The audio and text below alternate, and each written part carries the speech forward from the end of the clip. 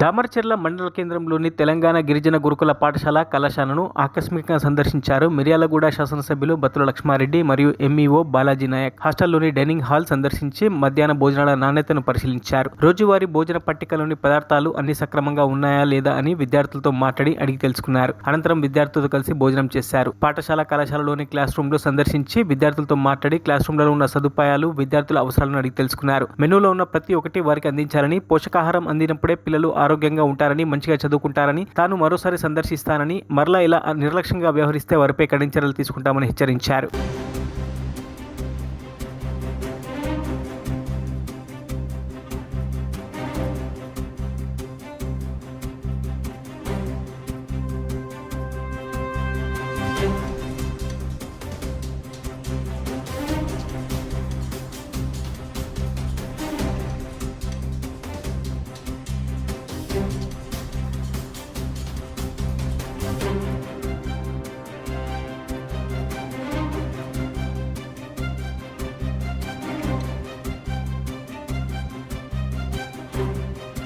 మరిన్ని అప్డేట్స్ కోసం మా ఛానల్ని సబ్స్క్రైబ్ చేయండి.